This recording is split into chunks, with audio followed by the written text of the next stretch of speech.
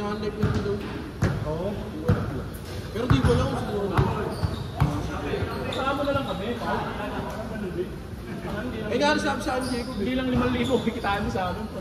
Kaya sa akin, Jacob, kasama na lang ako. Kasama kami. Sabi ko, ito siya, ito dyan. Kaya sige, hanapan kita. Baka na yung Gismail, mahina yung Pau. Sa...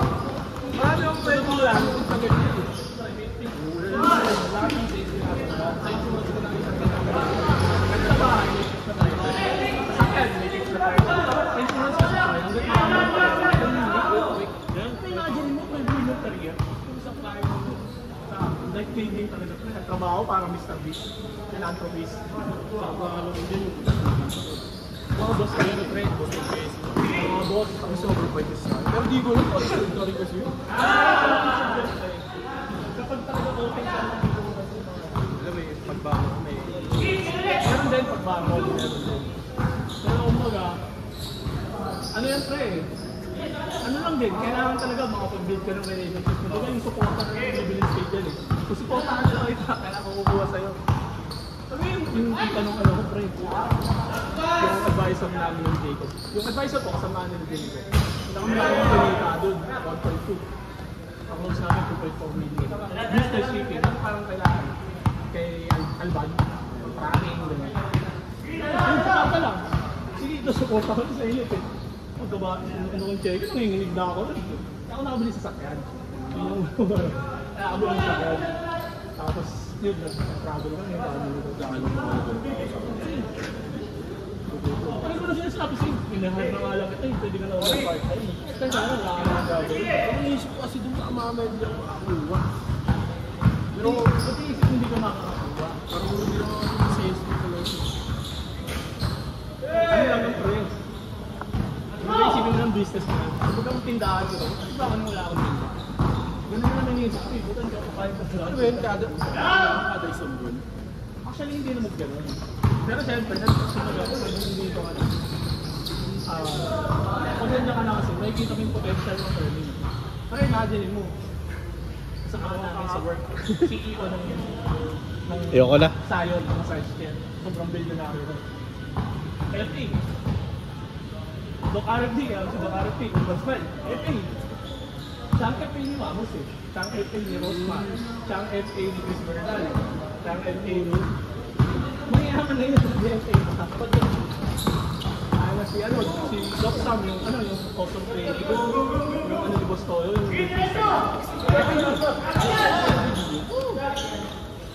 Yung ano ko dati, TL namin sa Consel, doon din siya.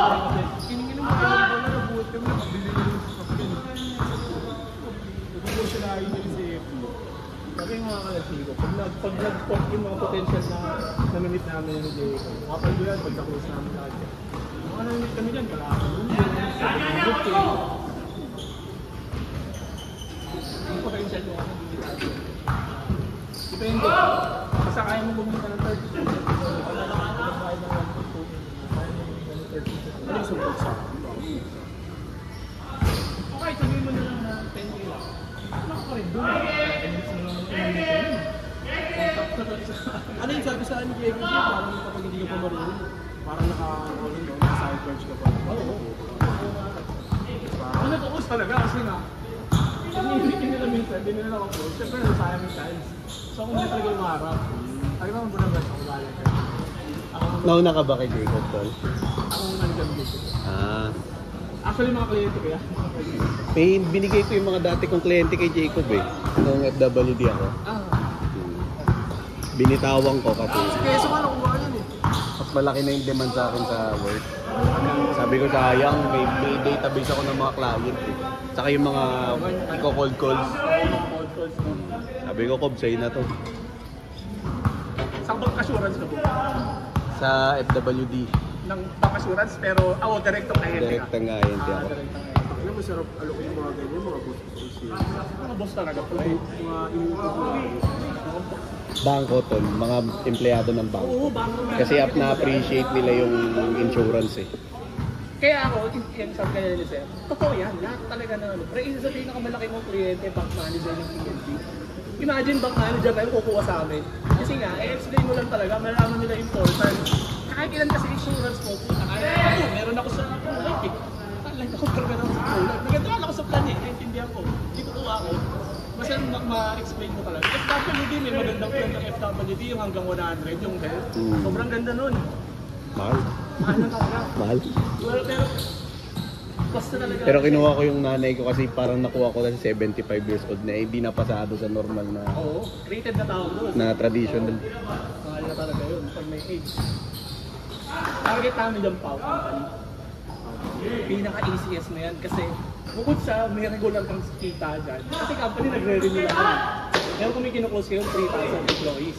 Pag nag-close din namin yun, 4,000 tayo na pre, pinagdadasan ko talaga yun. Tapos sabi ko, bigyan mo naman sa amin kung deal na ngayon. Kahit pagkanda po ba kami kakain ko na Ule! target ka, hanapan mo kami mga boss, HR, kawantakin mo kasi hindi natin yung kumbaga, yung mga empleyado na alokan natin lahat ng health insurance. Kumbaga yung kung pwede. Parang ano, Parang agent mo, ganun, parang mag-50-50 sila ng company. lagi yung HR na yung ulo talaga. Oo. Kumbaga, mapatuhan nyo, ano nyo, benefits nyo, di ba? Dagdag benefits nyo. Yan. Nung isa namin pinaklose, para siyang JNP sa ano, agency yun eh. Sa province, tapos parang mga rider yung tao nila. Maliit lang. Imagine kahit kumita lang kami ng 500 sa isang empleyado. Hindi na 3,000 naman yun. Tapos ang maganda pa nun pa, renewals yun. Ibig sabihin per year, may sure po profit ko na yun. 3,000. Paano yun? Kunyari yung insurance nila, nag-renew per year. Tapos, monthly nila babayaran. Hindi na, renewals yun. Buong taon na yun. Buong taon na nila. Parang kontrata na ito. Kontrata na yun. Yearly renewals. So, ano, parang annually nila babayaran. Company na babayaran. Mas masarap talaga nakuha niyo mo. Hindi pa na talaga si Brian Simpson. Pag sa akin, talagang paldo ka agad. Pero kay Dilton parang ang sistema parang 50% kay parang BUL 50% kay company, 50% sa empleyado. Para yung, for example, meron siyang money back in less than 10 years. May ganun. Actually, ganyan system. Insurance commission regulated yan. So lahat talaga ng insurance company ganun. Ngayon, sa nagkakatalo, ano yan? Pagdating sa bonuses na binibigay ng company. Yun na yung hindi ko alam. Siyempre, kanya-kanya ng paugayan. Sa Sunlight, siyempre, kagandaan niya para yung tao niya magbenta ng ulit.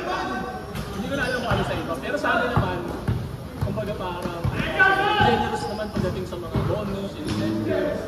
So talagang sasipagan mo na lang talaga. So, Sa ino, paano mo dapat yun? kasi tayo na lang talaga. Possible na lang talaga. Ako ragi. Full-time job ko parang mahirap na mahirap pero Kasi pag nakapamos talaga bibitaw mo. Yan ang bumuhay sa Ardo pa, Debik Tol, sabi ko sa'yo. Kukumis ka naman. Nagpapaseminar pa kami nun. Tapos doon kami kumukuha ng kliyente. Parang tinuturo namin paano mag-trade. Kasi may ano ka background sa trading. Tapos nagpapaseminar kami. Lahat ng magre-register, yun na yung pinaka-cold calls mo. Tawagan mo yan. Dumating po kayo nito parang interesado po ba kayo sa... pag ginuturo ba kayo, Jay? Pag ginuturo ko na lang nga dyan po, makapag-create ako ng like, mas madali sa akin.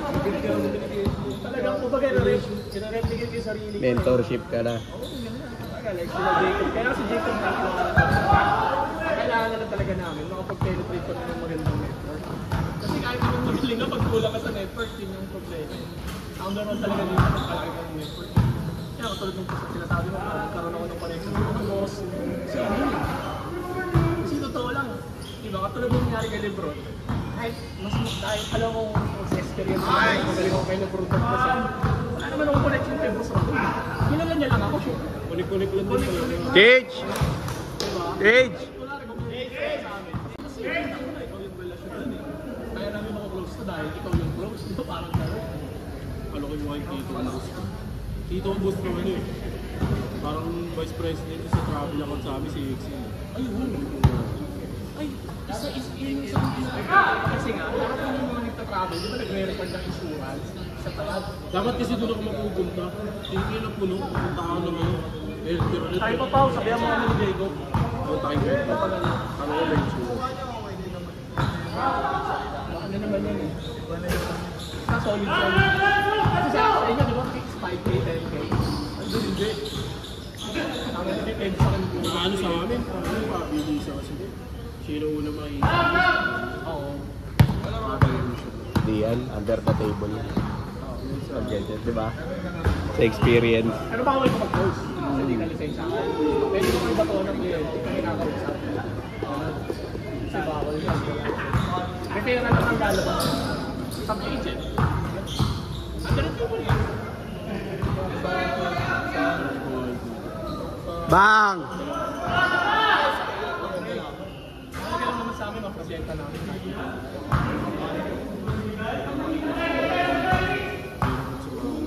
Ito recent din ako. Close kami, ano naman, sa karangkings. Business owner lang din ko. 1.2 M din. Kasi hindi nagtanggol eh, pero okay lang. Laki pa rin kitaan mo dun. 600K binalat. Kasi 600K, imagine mo wala naman isang motor. Inaanap ko na kung sino nga. Ano, katrabaho ng asawa ko. Putayin makulit. Inegosyo sila. Inegosyo siya. Pinamana sa kanya yung lang niya. Kasi katrabaho siya, wala lang siya magawa. Kasi siya naman sa may dalawa siyang anak. Negosyo niya, bigasan. Yung bigasan niya malaki. Kung kiningin niya na no, sa kwento siya sa asawa ko. Kulit lang yan eh. Kahit kinukakita siya ng mga ano niya, trabaho niya, okay lang. Basta mamit lang yung 100K kagad sa sabi ko po, kinikinig niya lang kaya ako magtrabaho. Araw-araw may bigas tayo, may kupit pa out 20 kayo. Eh, aalo. Malakas yun eh. Malakas yung ganyan kasi may convenience tayo. Ano parang Bigasan siya. oo, bigasan parang may convenience store na din. Ano sila yung supplier? O bigas ang tinda.